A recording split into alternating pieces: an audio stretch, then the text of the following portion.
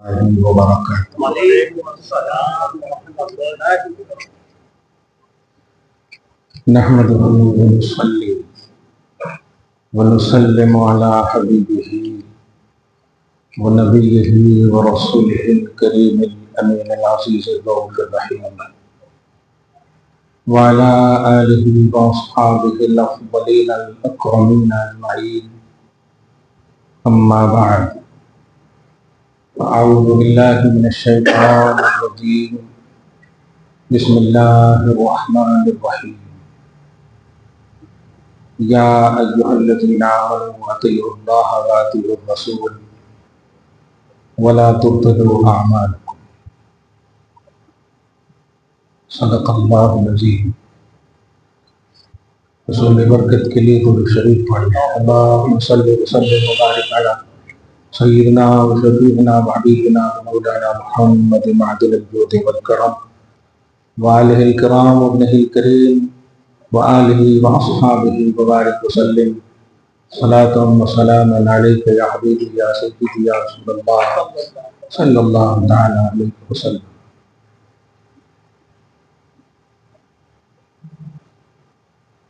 خدائے وحدہ لا شریک کے بے پناہ فضل و کرم سے ماہ شعبان، ماہ نور، ماہ برکت، ماہ توبہ،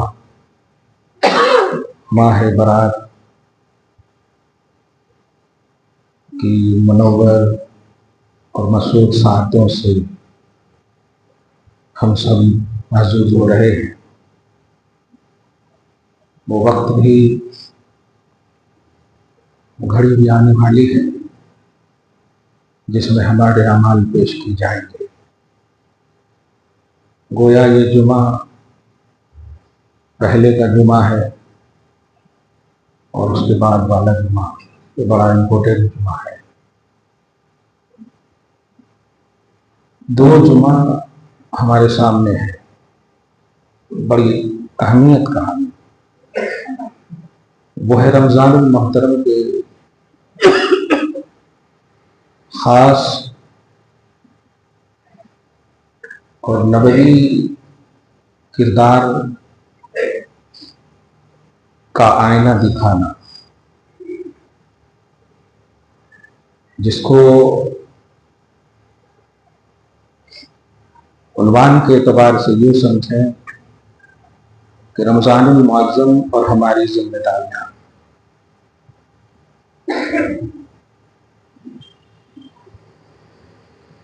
شب برات کی بات شب برات میں ہوگی.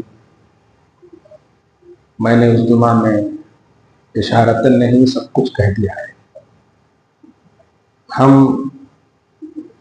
اللہ کی مشیت اور مرضی کے تحت پیدا ہوئے ہیں اور ہمیں اسی کی مرضی اور مشیت کے تحت چلنا ہے.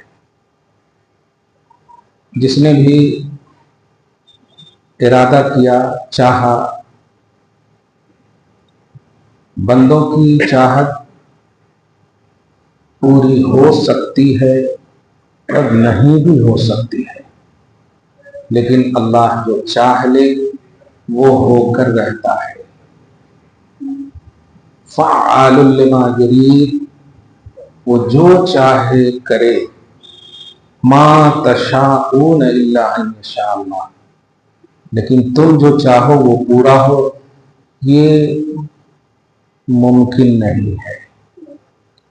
عسیٰ ان تکرہوا شیئا وہو خیر لکم، بہت ساری چیزیں ایسی ہیں جسے تم ناپسند کرتے ہو لیکن وہ تمہارے لیے بہتر ہے. وعسیٰ ان تحبوا شیئا وہو شر لکم، اور بہت ساری ایسی چیزیں ایسی ہیں جسے تم پسند کرتے ہو مگر تمہارے لیے وہ بہتر نہیں، شر ہے. تو آپ کی چاہت پوری ہو بھی سکتی، نہیں بھی ہو سکتی، مگر اللہ کی چاہت پوری ہو کر ہی رہے گی. ساری کائنات کو لفظ کن سے اس نے وجود دیا ہے. کن کا معنی ہوتا ہے ہو جا، تو سیکنڈ بھی نہیں لگا ہو گیا. اور آپ دن بھر کہتے ہیں چائے لا، اب بھی آتا ہوں، صحیح ہے، محبوب سے محبوب ترین بیوی سے بھی بولے رکو جی، یہ جی وہ جی شروع ہو جاتا ہے۔ آپ سمجھیں اس بات کو، اور رمضان اور ہماری ذمہ داریوں کے تحت، کیونکہ جب رمضان داخل ہو جائے گا تو مجھے نہیں لگتا ہے کہ وہ باتیں بتائی جائیں جو باتیں اگر پہلے بتائی جاتی تو اچھا تھا۔ کسی بھی چیز کی یا کسی بھی چیز کو ویلکم کرنے کے لیے اس کی تیاری پہلے کی جاتی ہے، اور میں نے جب اسٹڈی کیا تو یہ پورا مہینہ یہ رمضان ہی کی تیاری کے لیے ہے۔ ایک ایک لمحہ دیکھیں آپ نبی صلی اللہ علیہ وسلم کی سیرت کا، کردار کا، تو روزہ رکھ رہے ہیں شعبان میں، لیکن کہہ رہے ہیں بڑا مہینہ آنے والا ہے، عظیم مہینہ سایہ قدم ہونے والا ہے اس صحابہ کے سامنے۔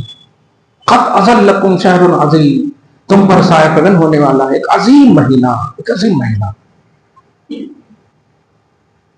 تو اس کا مطلب یہ ہوا کہ نبی صلی اللہ علیہ وسلم خود شعبان المعظم کو ذمہ داریوں کا رمضان کے حوالے سے مہینہ قرار دیا ہے۔ گویا یہ عنوان ایک نبوی عنوان ہو گیا کہ رمضان اور ہماری ذمہ داریاں یہ شعبان ہی میں اسے بول سکتے ہو۔ اللہ تعالی ہمیں معاف فرمائے اور اس امت میں پیدا ہونے کا احساس نصیب فرمائے۔ اعزاز تو دیا اس نے، احساس نہیں ہے تو احساس نصیب فرمائے۔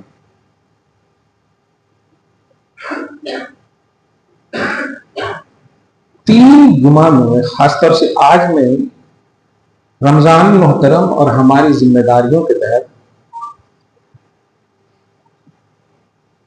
اس خاص پہلو کو قرآن کے آئینے میں بتاؤں، اور یہ بات دھیان میں رکھیں کہ میں بتا رہا ہوں تو میں الگ نہیں ہوں، میں بھی بندہ ہوں، اس کا مصداق میں ہی ہوں، بلکہ سب سے پہلے میں ہی ہوں۔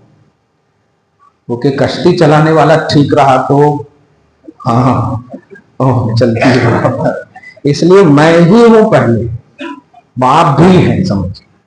درود شریف پڑھیں، اللہم صلی علی محمد وآل محمد وبارک وسلم صلی اللہ علیہ وسلم۔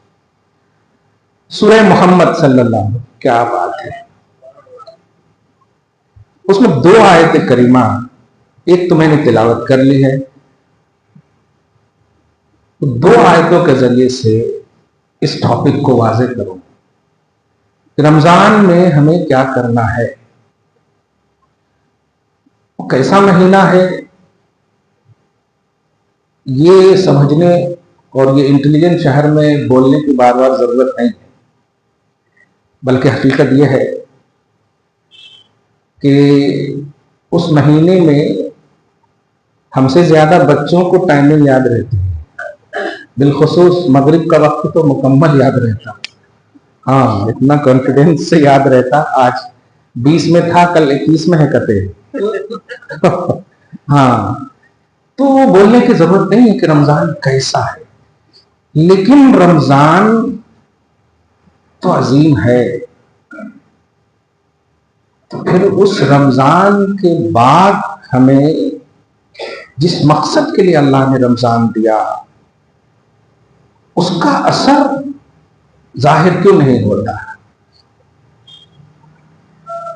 افسوس یہ ہے کہ تحریر کی دنیا میں تھوڑا میڈیا نے زیادہ چھاپ چھوڑی ہے، صحافت نے زیادہ چھاپ چھوڑی ہے، اس لیے وہ لوگ جو لکھتے زیادہ ہیں لیکن عمل نہیں کرتے، تو پڑھنے والے بھی ان کی ہی تحریر کو پڑھتے ہیں، اس لیے بے عمل کی تحریر پڑھ کر کے بے عمل بھی رہتے ہیں۔ لکھتے ہیں صحافی بھی بڑی اچھا، منصف میں دیکھیے آپ، اعتماد میں دیکھیے بڑی اچھی اچھی باتیں لکھ، لیکن سگریٹ پیتے رہیں گے، لکھ بھی رہیں گے۔ تو یہ بے عمل کی بات سن کر بے عمل ہی ہوں گے، اسی لیے کہا گیا کہ کچھ بولنے سے پہلے کرو، ورنہ بہت بڑا گناہ ہے اللہ کے پاس جن کی بولی اور عمل میں ایکوالٹی نہ ہو، تو اللہ فرماتا کبر مقتن عند اللہ ان تقولوا ما لا تفعلون، سورۃ الصف کی آیت نمبر 3 یا 2، کہ بہت بڑا عذاب ہے اس بات سے کہ تم وہ کہو جو تم خود نہ کرو۔ تو قول و فعل میں ایکوالٹی ہونی چاہیے۔ یہ چیز ہر ایک ڈپارٹ میں فٹ ہوتا ہے، چاہے ساس بہو کا ڈپارٹ ہو یا ماں باپ بھائی بہن خاندان جتنے بھی ہو ڈپارٹ ہو، ہر ایک میں ہم کہتے تو ہیں لیکن ہم کرتے نہیں، اسی لیے ہماری بولی میں اثر نہیں۔ کیوں؟ اس لیے کہ اب جو میں جملہ کہہ رہا ہوں سنیے، قرآن خیالی کتاب نہیں ہے، قرآن تصورات کی دنیا والی کتاب نہیں ہے، قرآن شاعروں کی لکھی ہوئی تحریر نہیں ہے، بلکہ اللہ نے تو اس خیال شک کی جتنی بھی قسمیں ہیں، خیال، وہم، ظن، گمان، تخیل، تصور، یہ سب شک کی ڈپارٹ ہے، شک کی قسمیں ہیں۔ فرمایا ما علمناہ الشعر وما ينبغی لہ، میرے حبیب نہ تو میں شعر و شاعری آپ کو سکھاتا ہوں اور نہ آپ کے لیے مناسب ہے۔ کیوں؟ اس لیے کہ شاعر اپنا خیال پیش کرتا ہے، اور خیال صحیح بھی ہو سکتا ہے غلط بھی ہو سکتا ہے، خیال شک کی قسم ہے، تصور کی قسم ہے۔ میں آپ کو وہ کتاب دے رہا ہوں جو تصدیق کی کتاب ہے، لا ریب فیہ۔ گرامر کے اعتبار سے آپ دیکھیں تو لا کے بعد جو بھی سینٹینس آتا ہے، جو بھی حرف یا اسم آتا ہے، اس میں ایک ایک پارٹ کی نفی ہوتی ہے، یعنی ریب بولتے ہیں شک کو۔ اب شک کی جتنی بھی قسمیں ہیں وہ ساری قسمیں ایک طرف اور میرا کلام ایک طرف ہے، نہ خیال ہے اس میں، نہ وہم ہے اس میں، نہ گمان ہے اس میں، نہ تصور ہے اس میں، نہ ظن ہے اس میں، نہ تخمین ہے اس میں یقین ہی یقین ہے۔ یہ قرآن جب آپ کو کچھ کہے تو اب آپ سمجھیے کہ وہ کتنا آتھینٹک اور کتنا یقینی پہلو ہوگا۔ اب اسی قرآن سے سمجھیے کہ اللہ نے کس طرح رمضان گزارنے کہا۔ ذرا سمجھیے، مجھ بھی سب بولے، یہاں تک کہ میں حدیث کے بھی الفاظ کے حوالے سے کہوں کہ اس میں بھی حدیث صحیح ہے، حسن ہے، غریب ہے، ضعیف ہے، یہ سب کوانٹیٹی ہے اس میں بھی، لیکن قرآن آل ان آل متواتر ہے، جھوٹ پر اتفاق ممکن ہی نہیں ہے، کیونکہ یہ اللہ کا کلام ہے، اس کا کلام ہے جس کی ذات سچی تو اس کی بات بھی سچی۔ اس کی سچائی کی سب سے بڑی دلیل یہ ہے کہ اللہ نے ایک ایسی عظیم مخلوق کو پیدا کیا جو عمر کے اعتبار سے ظاہری طور پر 63 سال کے ہیں، لیکن اپنی پوری عمر میں ایک بھی جھوٹ نہیں کہا۔ اللہ کی سچائی کی سب سے بڑی دلیل محمد ہے کہ اللہ کے نبی نے کبھی بھی جھوٹ نہیں، اور یہ کفاروں نے، غیروں نے بھی آپ کو صادق الوعد کا جملہ کہا۔ میں کہنے یہ جا رہا ہوں کہ آج کا جو آئینہ ہے، اس آئینے کو ذرا سی میں نے صاف کر دیا، بس آپ کو دیکھنا ہے اس میں، اور صاف میں نے قرآن کے تصدیق کے آئینے میں کیا ہے۔ شک کی ساری جتنے بھی یہ شک کی گنجائش کو اب بتا دوں، ارے اللہ یہ ہے، ارے وہ ہے، تو ایزی لے لینا، یہ بھی شک ہے، ایزی لے لینا، کسی بھی خدا کے فرمان کو ایزی لے لینا یہ بھی بہت بڑا شک ہے۔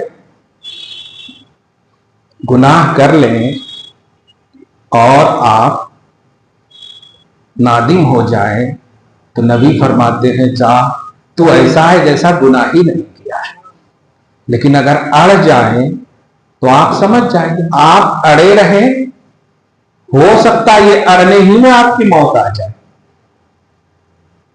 اڑنے ہی میں موت آ جائے۔ اسی لیے اللہ پاک نے یحیی و یمیت اپنی شان بنائے، موت اور حیات کا ریمانڈ میرے پاس۔ بڑے سے بڑے بڑے سے بڑے طاقتور جیمر، نازا مت کرنا، شکر کرنا. اگر شکر کرو گے تو میرے فضل سے طاقت ملی ہے، مزید اس میں اور طاقت ملے گی. میں تھوڑا دبا دبا کے بول رہا ہوں، اس کو سمجھیے. آج قرآن، رمضان اور ہماری ذمہ داریاں، چونکہ میں رجسٹر پیش کرنے کے لیے رمضان کا بھی پیش ہو جائے تو انشاءاللہ داخلہ اچھے سے ہو جاتا ہوں. آپ سمجھ رہے ہیں؟ دعا کرتے ہیں نا، یا اللہ برکت دے رجب اور شعبان میں اور پہنچا دے. اور یہ بھی جانتے ہیں کہ 15 شعبان کو کیا کیا پیش ہوتا ہے، موت بھی لکھی جاتی ہے نہیں. اللہ تعالیٰ فرماتا، حدیث میں ہے جامع ترمذی میں، کہ خیر کرو گے نا تو اللہ عمر بڑھا دے گا. خیر، کیونکہ موت مخلوق ہے یار، وہ خالق ہے. اس لیے یہ ٹاپک بہت ہی امپورٹنٹ ٹاپک ہے. ذرا سمجھیے اس کو، کہ جو بات آپ کو اللہ کہے، جو بات آپ کو قرآن کہے، جو بات آپ کو محمد رسول اللہ صلی اللہ علیہ وسلم کہے، یہ خاص طور سے میں کہتا ہوں، اس میں ذرہ برابر بھی شک نہ کرنا. یہ سب سے پہلی ذمہ داری، جس کو کہتے ہیں ان الذین آمنوا، یہ سب سے پہلی ذمہ داری. اس میں ذرہ برابر بھی شک نہ کرنا. تو گویا آپ یا ایھا الذین آمنوا، شک نہ کرنا، یہ آمنو، اور اس کو عمل کی دنیا میں لانا، پریکٹیکلی دنیا میں لانا، اس کو بجا لانا، یہ ہے عمل الصالحات. اور یہ دونوں اللہ پاک نے آپ ہی سے کہا ہے. ایسا نہیں کہ یا ایھا الذین ایک دن کہا اور اس کے بعد میں کہا یا ایھا الذین آمنوا، اے ایمان والو، اطیعوا اللہ، اللہ کا حکم مانو. ترجمہ کا انداز سمجھیے آپ، اللہ کا حکم مانو. وَأَطِيعُوا الرَّسُولَ، رسول کا حکم مانو. اللہ کو تو مان ہی رہے ہو، رسول کو تو مان ہی رہے ہو، تب تو کہہ رہا ہوں یا ایھا الذین آمنوا. لیکن اب جو کہہ رہا ہوں، اللہ کا حکم مانو، رسول کا حکم مانو. اور آگے کا جملہ سنیں گے تو لرز جائیں گے، کیونکہ ہمیں کہا جا رہا ہے، ایمان والے ہم ہیں کہ نہیں، الگ ہو نہیں سکتے آپ ہم سب. اور یا ایھا الذین آمنوا کہا جا رہا. تو اللہ آگے فرماتا لا تبطلوا اعمالکم، اپنے عمل کو باطل مت کر. کتنی چیزیں ہیں اس میں. اے ایمان والو، اللہ کی ذات اور رسول پاک کی ذات کو آپ نے مانا یا ایھا الذین آمنوا. اب آپ کمپلیٹ نہیں ہوئے ابھی. اطیعوا اللہ، جب مانے ہو ذات کو تو آپ ذات کی مانو. واطیعوا الرسول، اور جب مانے ہو ذات رسالت کو تو اب رسول پاک کی مانو. اور یہ دونوں کر لو گے نا تو اب ذمہ داری سنو. نہیں مانو گے اللہ رسول کی بات، ذات کو مان کر ایمان والے تو ہو، اور نہیں مانو گے حکم کو، نہیں کرو گے اطاعت، تمہارے سارے عمل برباد ہو جائیں گے. اور اپنے حساب سے کہہ رہا ہوں، وہ توحید کے آئینے میں نہیں. ایسا مت کرو. لا تبطلوا اعمالکم، اپنے اچھے عمل کو برباد مت کرو. یعنی اس آیت کریمہ سے ایک یہ نقطہ دے رہا ہوں میں کہ عمل باطل کب ہوتا ہے؟ جب عمل اچھا ہو تب نا. عمل اچھا ہو تب نا. تو جو بھی ایمان لانے کے بعد احکام خدا و رسول پر عمل نہیں کرتا ہے، کیے ہوئے عمل بھی برباد ہو جاتے ہیں. فار ایگزامپل، آپ نے حج کیا، آپ نے زکات دیا، بہت ساری چیزیں کی، لیکن آپ کو کرتے رہنا ہے آخری سانس تک، کیونکہ یہ سانس اسی لیے دی گئی ہے ما خلقت الجن والانس الا لیعبدون. ہم نے جنات اور انسان کو صرف اپنی عبادت کے لیے پیدا کیا ہے. جب تک رمق حیات باقی ہے میری عبادت کرنی ہے, کیونکہ میں نے پیدا کیا ہے. اب اگر تم نے کسی بھی لمحے میں میری عبادت سے غافل اپنے آپ کو کیے تو اچھے اعمال پر بھی اس کا اثر ہوگا. یہ سمجھیے, یہ ہے اصل پوائنٹ. اچھے اعمال پر بھی, کیونکہ تم مخلوق ہو اور میں نے مخلوق کو عبادت کے لیے پیدا کیا ہے. میں نے مخلوق کو عبادت کے لیے پیدا کیا ہے. ذرا سمجھیے, آج سے پہلے جتنے اعمال اچھے کی, ہماری گفتگو میں ہمیشہ جملہ رہتا ہے ڈیپینڈنٹ مت رہو. وہاں رہیں گے انشاءاللہ, لیکن یہ میدان عمل ہے. ڈیپینڈنٹ رہنے کا عنوان ہوتا تو 1,24,000 کم و بیش انبیاء کرام سے اعلیٰ اور افضل پاورفل محمد رسول اللہ ہے صلی اللہ علیہ وسلم. کبھی صحابہ کو بدر میں نہیں لے جاتے, کبھی احد میں نہیں لے جاتے, کوئی حکم ہی نازل نہیں ہوتا, کیونکہ مصطفیٰ لب ہلا دیتے سب کو جنت مل جاتی. آپ یہ دیکھیے, نبی لب ہلا دیتے جنت مل جاتی. ہزاروں برس ہو چکے تھے. طب اول حمیری کا ایک عنوان ہے قرآن پاک میں, اشارہ کر دے رہا ہوں.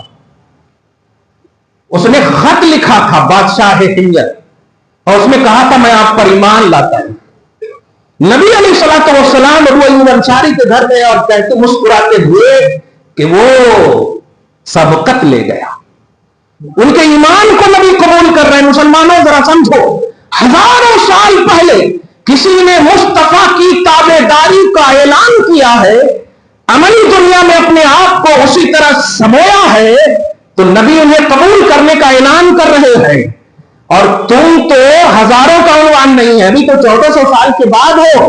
تم اگر عملی دنیا میں نبی صلی اللہ علیہ وسلم کی تابعداری کا اعلان کرو تو آج بھی روضہ رسول سے ابو ایوب انصاری کے عنوان سے یہ اعلان آ رہا ہے کہ میں تجھے قبول کرتا ہوں, مجھے تیرا ایمان قبول ہے, مجھے تیرا عشق قبول ہے, مجھے تیری محبت قبول ہے. ویس کرنے کا عنوان محسوس کرو آپ کہ وہ ماں کی خاطر نہیں آتا, عشق تو مجھے منظور ہے, محبت مجھے قبول ہے.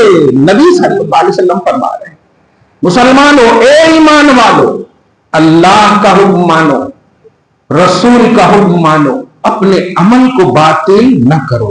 یہ جب تمہید سنیے تو اب 10 منٹ ایک خاص گفتگو سنیے. ہم رمضان کے لیے کیا تیاری کر رہے ہیں؟ اس سے پہلے کہ ہم رمضان میں یہ بات بولتے تو پھر یہ پہلے بولنا تھا نا. اب رمضان سے ہم پہلے بول رہے ہیں تو اب آپ کو کوئی عذر بھی نہیں رہتا, یعنی وہاں بول بھی نہیں سکتے کہ ہمارے پاس کوئی ڈرانے والا یا ہمیں بشارت دینے والا نہیں آیا. اب کوئی نبی نہیں آئے گا, اب علماء نبی ہی کام کریں گے, وارثین انبیاء ہی کام کریں گے. اس لیے وہ نبوی کام جو آپ کو بتائے گا, ڈرانا بھی اور بشارت بھی. ایمان آپ الحمدللہ لائے ہیں تو ذات کو ماننے کے بعد اب آپ کا کام ہے بات کو ماننا, بات کو ماننا. اور آپ کمپیئر کیجئے, کیا ضرورت تھی حسین کو, کیا ضرورت تھی رفیقان کربلا کو, کیا ضرورت تھی جنت جن کے پیچھے جا رہی ہو وہ گردن کٹانے کے لیے آگے جا رہے ہیں.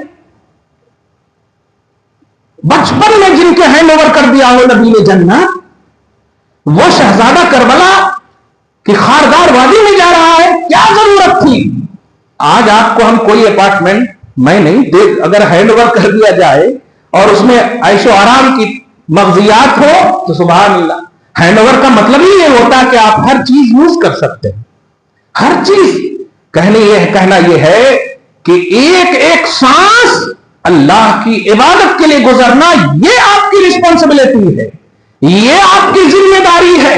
یہ ذمہ داری نہیں کہ خدا ہمیں کیا دے رہا ہے, بلکہ یہ ذمہ داری ہے کہ خدا ہمیں کیا کہہ رہا ہے. ذرا سمجھیے اس بات کو, کیونکہ اللہ نے کیا کہا, اے ایمان والو میری بات مانو, میری بات مانو, میری عطاؤں پر نظر رکھو نہیں ہے, میری رزق پر نظر رکھو نہیں ہے، میری بات مانو، بات مانو گے فائنینس بھی صحیح کر دوں گا، رزق دیتا رہوں گا۔ ارے نہیں مان رہے ہو تو دے رہا ہوں، نہیں، کیونکہ میری ذمہ داری یہی ہے، میں کھانے والا نہیں، میں پینے والا نہیں، مگر کھلاتا ہوں پلاتا ہوں، میں رزاق ہوں، رزق دوں گا، تم نہیں مانو گے تب بھی دوں گا، لیکن میں نے جو یہ عمر دی ہے عبادت کرو گے تو یہاں بھی دوں گا وہاں بھی دوں گا، ورنہ یہ زمین صرف کھانے کے لیے نہیں ہے، اس زمین پر آنے کا مقصد سمجھو۔ میں نے تو جنت میں آدم کو رکھا تھا، اور تم تو آدمی ہو، وہیں رکھ لیتا تو وہیں رہ جاتے، لیکن نہیں، نیک عمل اور برے عمل کے پرکھنے کے لیے کہ کون اچھا کرتا ہے کون برا کرتا ہے، اچھا کرے گا اپنے باپ آدم کے ساتھ رہو، برا کرے گا ریجیکٹ کر دیے جاؤ۔ یہ ہے ہماری زندگی کا فلسفہ، یہ ہے ہماری زندگی کا فلسفہ۔ آپ ہم کیا کر رہے ہو؟ چھوٹی بات سمجھتے ہو کھڑے ہو کر پانی پینا، چھوٹی بات سمجھتے ہو کھڑے ہو کر چائے پینا، چھوٹی بات سمجھتے ہو رزق کی توہین کرنا۔ توہین سے ایک اشارہ کر رہا ہوں، ابھی شادی ولیمہ میں خوب جا رہے ہو نہیں، ذرا سی گرم ڈش نہیں رہتا، ایک گرم لاؤ، یہ گرم لاؤ، کہ باپ کی جاگیر ہے۔ ارے آپ انوائٹڈ ہو، جو دیا جا رہا وہ کھاؤ، آپ مالک نہیں ہو وہاں، اپنے پلیٹ میں جتنا کھانا ہے نا اس کے ہی آپ مالک ہو، لیکن آپ بازو والے کو دیے جا رہے ہو، یہ پکڑ ہوگی تمہاری۔ چھوٹی بات تھی نا، چھوٹی بات تھی، انوائلنٹری میں کرے تھے، اندر اللہ سے معافی مانگ لو۔ یہ ابھی چل رہا ہے، اس لیے میں نے کئی جگہوں پر کبھی جاتا ہوں تو ڈانٹتا بھی ہوں، بھائی صاحب رکیے، دینے والے ہیں یہاں، وہ دیں گے، کوئی بھی ڈال دے رہا لا کر کے، ارے کس کا ہے؟ ان باپ سے پوچھو جو قرضہ لے کر کے یہاں سے جائیں گے۔ مالک مت بنو، کم سے کم مالک کا خیال تو کرو جو کھلا رہے ہیں۔ اپنی ذمہ داری کو سمجھو اور اپنے احساس کو ایکٹیو کرو۔ وہ عظیم مہینہ آ رہا ہے، جس عظیم مہینے کے لیے تیاری مصطفیٰ کس طرح کر رہے ہیں۔ پیسہ اس لیے نہیں جمع کرتے تھے 11 مہینہ کہ رمضان میں شاپنگ کرانا ہے بچوں کو، سال بھر تک جو باپ اپنی اولاد کا فیس بھرتے بھرتے پریشان، رمضان میں بھی تم ان باپ کو پریشان کرو گے۔ یہ رمضان اس لیے نہیں آ رہا ہے کہ تم اپنے وقتوں کو ضائع کرو، اپنے عملوں کو برباد کرو، نہیں، رمضان تمہیں رسپانسبل بنانے آ رہا ہے۔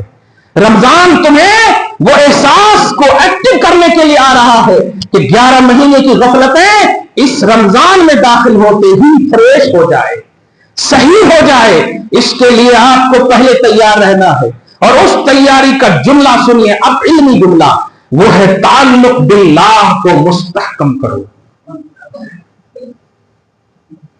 تعلق باللہ سمجھے آپ؟ اللہ سے کنیکشن کو ٹھوس کرو، اور جب اللہ سے کنیکشن ٹھوس ہوگا، ابھی دیکھیے آپ بیٹھے ہیں یہاں پہ، ہے ہمت کسی کی کہ لڑائی کرے؟ کسی کی بھی ہمت ہے؟ حالانکہ ہم سے زیادہ طاقت والے موجود ہیں یہاں۔ کیوں؟ کیونکہ سامنے عالم صاحب کھڑے ہیں، ذرا سمجھیے اس بات۔ تو آپ ان کے رسپیکٹ میں یا ان کے احترام میں، یا اللہ کا گھر ہے، ان کے احترام میں آپ لڑائی نہیں کر رہے، لڑائی نہیں کر رہے۔ تو ایک مخلوق کے احترام میں جب وقتی طور پر تم یہ احساس تمہیں ہو جاتا ہے کہ ہم برا نہیں کرتے اور برا نہیں کریں گے اور سوچ بھی نہیں رہو گے، الحمدللہ، کیونکہ کیسا دیکھ لیتے پتہ نہیں، سوچ بھی نہیں رہے ہوں گے برائی۔ ایک آدھا گھنٹہ 1 گھنٹے کے لیے آپ آئے مسجد، اللہ کی مخلوق میں، اللہ کے گھر میں، اللہ کی مخلوق کے ساتھ ہو، اور احساس اتنا ایکٹیو ہو گیا، تعلق اتنا مستحکم ہو گیا، ہمیشہ کے لیے خدا سے تعلق کو ٹھوس کر لو مسلمان۔ قسم خدا کی، زبان تیری ہوگی، بولی خدا کی ہوگی، ادائیں تیری ہوگی، اللہ کی طاقت ہوگی۔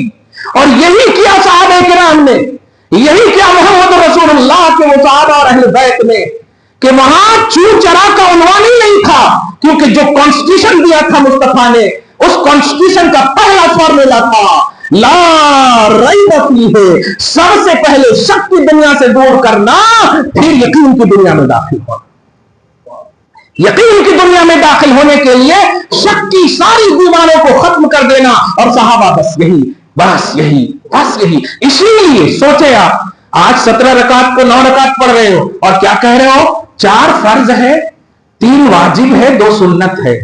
آج میں ایک اور بات کہہ دوں آپ کو, ابھی جو جمعہ کی نماز پڑھیں گے نا, سنت بغیر پڑھے جو بھاگتے ہیں نا, اتنی پٹائی لگے گی نا اللہ کی بارگاہ میں. ذرا سمجھیے, اس کو ایزی مت لیجیے, یہ سنت مؤکدہ ہے.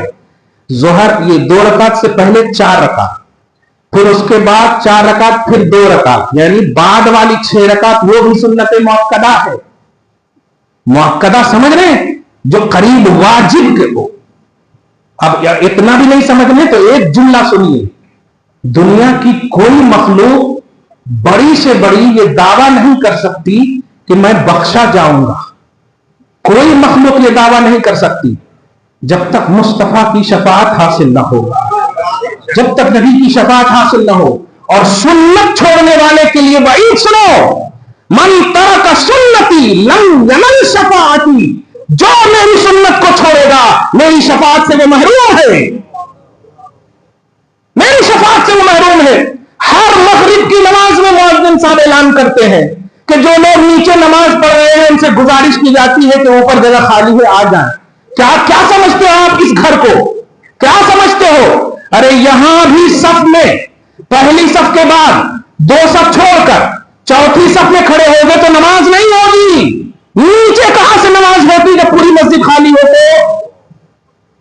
سوچ رہا تھا بولوں گا لیکن ٹاپک نہیں مل رہا. صفیں مقتدیوں کے لیے لازم ہے. امام کی اقتدا اسی وقت صحیح ہوتی ہے جب صف درست ہو. پہلی صف کے بعد دوسری صف نہ ہو اور تیسری صف ہو, اس کی نماز ہی نہیں ہوگی. یہاں اوپر والے کی نماز نہیں ہوتی اگر 2-3 صف خالی ہے تو, اور پھر آپ سب باندھے, نیچے والے کی کہاں سے ہوگی نماز؟ مؤذن صاحب کو آپ سمجھتے ہیں کہ ان کا تو کام ہی ہے روزانہ. اسی لیے دوسری بات سمجھیے, ذمہ داریاں محسوس کیجیے, کیونکہ اپنی کمی جب دور کریں گے نا تو آٹومیٹک خیر کی طرف بڑھیں گے آپ انشاءاللہ.